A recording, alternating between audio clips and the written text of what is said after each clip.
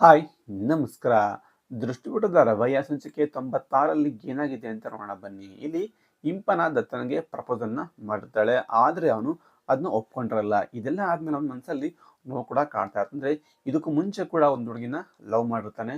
ಆ ಹುಡುಗಿ ಅವನಿಗೆ ಮೋಸ ಮಾಡುತ್ತೆ. ಆ ಒಂದು ಕಾರಣ ಇಟ್ಕೊಂಡು ಅವನು ತುಂಬಾ ಮನಸ್ಸಲ್ಲಿ ನೋವನ್ನ ಪಡ್ತಾ ಇರ್ತಾನೆ. ಅಂದ್ರೆ ಮತ್ತೆ ನಂಗೆ ಅದೇ ರೀತಿ ಮೋಸ ಆಗುತ್ತಾ ಅಂತ ಮನಸ್ಸಲ್ಲಿ ಅಂದ್ಕೊಂಡು ಆ ಕಡೆ ಈ ಕಡೆ ಓಡಾಡ್ತಾ ಇರ್ತಾನೆ. ಇದೆಲ್ಲ ಆದ್ಮೇಲೆ ಅವ್ನಿಗೆ ದೃಷ್ಟಿ ಕೂಡ ಬರ್ತಾಳೆ. ಬಂದ ತಕ್ಷಣ ಇಲ್ಲಿ ಸಾವ್ಕಾರ್ರೆ ಅಂತೆಲ್ಲ ಕೂಗ್ತಾಳೆ. ದೃಷ್ಟಿ ನನಗೆ ನೀನು ಹೇಳಕ್ ಹೋಗ್ಬೇಡ ಅಂತೆಲ್ಲ ಹೇಳಕ್ಕಂತ ಹೋಗ್ತಿರ್ತಾನೆ. ಸಾವ್ಕಾರ್ರೆ ನಾನೀಗ ಏನು ಹೇಳಕ್ಕೆ ಬಂದಿಲ್ಲ, ನೀವು ಸ್ವಲ್ಪ ನನ್ನ ಮಾತು ಕೇಳಿ ಅಂತೆಲ್ಲ ಹೇಳ್ತಾ ಇರ್ತಾಳೆ. ಆಗ ದೃಷ್ಟಿ ಹೇಳ್ತಾಳೆ, ಸಾವ್ಕಾರ್ರೆ ಯಾಕೆ ನಿಮ್ಮ ಹಳೆ ನೆನಪೆಲ್ಲ ಕಾಡ್ತಾ ಇದೆಯಾ ಅಂತೆಲ್ಲ ಹೇಳ್ತಾ ಇರ್ತಾಳೆ. ಅಂದ್ರೆ ನೀವು ಸೀಮಾಗೆ ಯಾವ ರೀತಿ ಪ್ರಪೋಸ್ ಮಾಡಕ್ ಹೋದಾಗ ನಿಮ್ಮನ್ನ ರಿಜೆಕ್ಟ್ ಮಾಡಿರ್ಲೋ ಅದೇ ರೀತಿ ನೀವು ಕೂಡ ಈಗ ಇಂಪನ ಅಂಬೋರ್ನ ರಿಜೆಕ್ಟ್ ಮಾಡಿದ್ದೀರಾ, ನೀವು ಕೂಡ ಅದೇ ಕೆಲಸ ಮಾಡಿದ್ದೀರಾ ಅಂತೆಲ್ಲ ಹೇಳ್ತಾ ಇರ್ತಾಳೆ. ಅದಕ್ಕೆ ದತ್ತ ಹೇಳ್ತಾನೆ, ದೃಷ್ಟಿ ನನ್ನ ಮತ್ತೆ ಶಿವನ ನಡುವೆ ಇಬ್ಬರ ನಡುವೆ ಪ್ರೀತಿ ಇತ್ತು, ಆದ್ರೆ ಇಲ್ಲಿ ಇಂಪನ ಮತ್ತೆ ನನ್ನ ನಡುವೆ ಪ್ರೀತಿ ಯಾವುದೇ ರೀತಿ ಇಲ್ಲ ಅಂತೆಲ್ಲ ದತ್ತ ಕೂಡ ಹೇಳ್ತಾ ಇರ್ತಾನೆ. ಇಲ್ಲಿ ದೃಷ್ಟಿ ಮತ್ತೆ ಹೇಳ್ತಾಳೆ, ಸಾವ್ಕಾರ್ರೆ ನಾನು ಒಂದು ಟೈಮಲ್ಲಿ ನೋವಲ್ಲಿದ್ದಾಗ ನೀವು ಕೂಡ ಒಂದು ಕಡೆ ಕರ್ಕೊಂಡೋಗಿ ಆ ನೋವನ್ನ ಮರೆಸಿದ್ರಿ. ಈಗ ನೀವು ನೋವಲ್ಲಿದ್ದೀರಾ, ನಾನು ಕೂಡ ಒಂದ್ ಕಡೆ ಕರ್ಕೊಂಡು ಹೋಗ್ತೀನಿ, ನೀವು ಬರಲೇಬೇಕು ಅಂತೆಲ್ಲ ಕರಿತಾ ಇರ್ತಾಳೆ. ಆದ್ರೆ ದತ್ತ ದೃಷ್ಟಿ ನಾನು ಎಲ್ಲೂ ಕೂಡ ಬರೋದಿಲ್ಲ ಅಂತೆಲ್ಲ ದತ್ತ ಕೂಡ ಹೇಳ್ತಾನೆ. ಆಗ ದೃಷ್ಟಿ ಹೇಳ್ತಾಳೆ, ಸಾವ್ಕಾರ್ರೆ ನಾನೀಗ ಮನೆ ಕೆಲ್ಸದವರಾಗಿ ಕರಿತಾ ಇಲ್ಲ, ಒಬ್ಬ ಒಳ್ಳೆ ಸ್ನೇಹಿತಳಾಗಿ ಕರಿತಾ ಇದ್ದೀನಿ, ನೀವು ಬರಲೇಬೇಕು ಅಂತೆಲ್ಲ ಅವಳು ಕೂಡ ಹೇಳ್ತಾಳೆ. ಅದಕ್ಕೆ ದತ್ತ ಕೂಡ ಒಪ್ಕೊಂತಾನೆ. ಇಲ್ಲಿ ಹೇಮ ಮತ್ತೆ ಸುದರ್ಶನ್ ನಡುವೆ ಜಗಳ ಕೂಡ ಆಗ್ತಾ ಇರುತ್ತೆ. ಇಲ್ಲಿ ಸುದರ್ಶನ್ ಮತ್ತೆ ಕೇಳ್ತಾನೆ, ಹೇಮ ನಾವು ಮದುವೆ ಆಗಿ 7 ವರ್ಷ ಆಗಿದೆ, ಒಂದು ಮಗು ಕೂಡ ಇದೆ, ಯಾಕೆ ಹೀಗೆಲ್ಲ ಅನುಮಾನ ಅಂತೆಲ್ಲ ಕೇಳ್ತಾ ಇರ್ತಾನೆ. ಓ, ನೆನ್ಪಿದ್ಯಲ್ಲ ನಿಮ್ಗೆ 7 ವರ್ಷ ಆಗಿದೆ ಅಂತ, ಅದಾಗಾದ್ರೂ ನೆನ್ಪಿದ್ಯಲ್ಲ ಅಂತೆಲ್ಲ ಹೇಳ್ತಾ ಇರ್ತಾಳೆ ಅವಳು ಕೂಡ. ಮತ್ತೆ ಅವನು ಹೇಳ್ತಾ ಇರ್ತಾನೆ, ಇವಾಗ ಏನಾಯ್ತು, ಯಾಕೆ ಈ ರೀತಿ ಆಡ್ತೀಯ ಅಂತೆಲ್ಲ ಅವನು ಮತ್ತೆ ಕೇಳ್ತಾನೆ. ಯಾಕೆ ಇನ್ನು ಆಗ್ಬೇಕಾ, ಎಲ್ಲ ಆಗೋಗಿದೆ ಅಂತೆಲ್ಲ ಅವಳು ಜೋರಾಗಿ ಕಿರಿಸ್ತಾ ಇರ್ತಾಳೆ. ಅದಕ್ಕೆ ಹೇಮ ಸ್ವಲ್ಪ ನಿಧಾನಕ್ಕೆ ಮಾತಾಡು, ಜನ ಎಲ್ಲ ಕೇಳಿಸ್ಕೊಂತಾರೆ, ಏನಾಗಿದೆ ಅಂತೆಲ್ಲ ಮತ್ತೆ ಕೇಳ್ತಾನೆ. ಯಾಕೆ ಇನ್ನೂ ಆಗಿರೋದು ನಿಮ್ಗೆ ಗೊತ್ತಿಲ್ವಾ ಅಂತೆಲ್ಲ ಅವಳು ಮತ್ತೆ ಹೇಳ್ತಾ ಇರ್ತಾಳೆ. ಹೇಮ ಏನು ಅಂತ ಹೇಳ್ತಿದ್ಯಾ, ಸ್ವಲ್ಪ ಅರ್ಥ ಆಗೋ ರೀತಿ ಹೇಳು ಅಂತೆಲ್ಲ ಅವನು ಮತ್ತೆ ಕೇಳ್ತಾ ಇರ್ತಾನೆ. ಆಗ ಹೇಮ ಫೋಟೋ ತೋರಿಸ್ತಾಳೆ.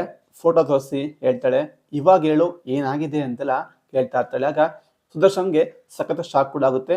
ನಿಂತ್ಕೊಂಡು ನೋಡ್ತಾ ಇರ್ತಾನೆ.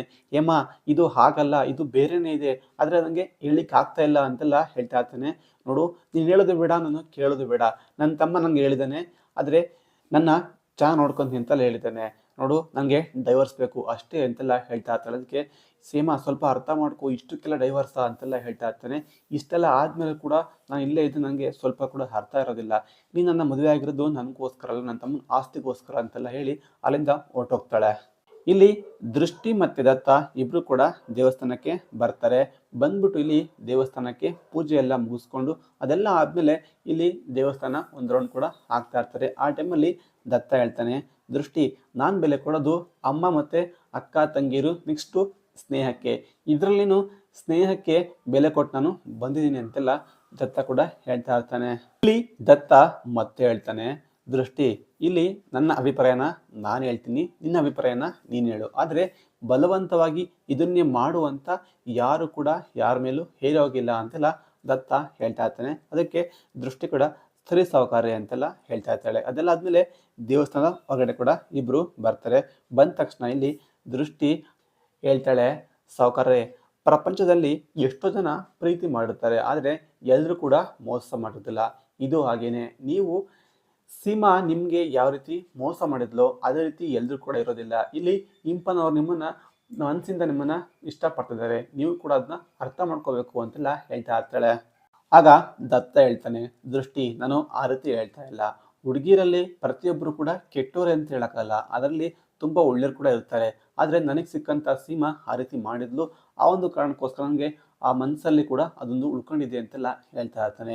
ಇದೆಲ್ಲ ಆದ್ಮೇಲೆ ದೃಷ್ಟಿ ಮನಸ್ಸಲ್ಲಿ ಯೋಚನೆ ಮಾಡ್ತಾಳೆ, ಇದಕ್ಕೂ ಮುಂಚೆ ನಾನು ಸಾವುಕಾರನ ಇಷ್ಟಪಟ್ಟಿದ್ದೆ, ಆ ಟೈಮ್ ನನಗೆ ಅಮ್ಮ ಬುದ್ಧಿವಾದ ಹೇಳಿ ಈ ರೀತಿ ಎಲ್ಲ ಹೇಳ್ತಾ ಇದ್ರು, ಅಂದ್ರೆ ನಮಗೆ ದಾರಿ ಕೊಟ್ಟಂತ ದೇವರವರು, ಅವ್ರ ಬಗ್ಗೆ ನಾವು ಆ ರೀತಿ ಯೋಚನೆ ಮಾಡೋದು ತುಂಬಾ ಕೆಟ್ಟದ್ದು ಅಂತೆಲ್ಲ ಮನಸ್ಸಲ್ಲಿ ಅಂದ್ಕೊಂಡು ಅವಳು ಕೂಡ ಹೇಳ್ತಾ ಇರ್ತಾಳೆ. ಇಲ್ಲಿ ಇಂಪನ ಮತ್ತೆ ಶರಾವತಿ ಇಬ್ರು ಕೂಡ ಕೂತ್ಕೊಂಡು ಮಾತಾಡ್ತಾ ಇರ್ತಾರೆ. ಆ ಟೈಮಲ್ಲಿ ಇಂಪನ ಹೇಳ್ತಾಳೆ, ಶರಾವತಿ ಅವರೇ ಕಬ್ಬಿಣ ಯಾವಾಗಲೂ ಕಾದಾಗಲೇ ಬಡಿಬೇಕು ಅಂತ ಹೇಳಿದ್ರಿ, ಆದರೆ ನನ್ನ ಪ್ರೀತಿನ ಇಲ್ಲಿ ದತ್ತ ಅವರು ಒಪ್ಕೊಂಡೇ ಇಲ್ಲ. ಏನು ಮಾಡೋದು ನೋಡಿ, ಯಾವ ರೀತಿ ಆಯಿತು ಅಂತೆಲ್ಲ ಹೇಳ್ತಾ ಇರ್ತಾಳೆ. ಅದಕ್ಕೆ ಇಲ್ಲಿ ಶರಾವತಿ ಮತ್ತೆ ಹೇಳ್ತಾಳೆ, ನನಗೇನು ಗೊತ್ತಿತ್ತಾ ಈ ರೀತಿ ಆಗುತ್ತಂತ ಅಂತೆಲ್ಲ ಅವಳು ಕೂಡ ಹೇಳ್ತಾ ಇರ್ತಾಳೆ. ನಾನು ಅದ್ರ ಬಗ್ಗೆನೇ ಯೋಚನೆ ಮಾಡ್ತಾ ಇದ್ದೆ ಅಂತ ಶರಾವತಿ ಹೇಳ್ತಾ ಇರ್ತಾಳೆ.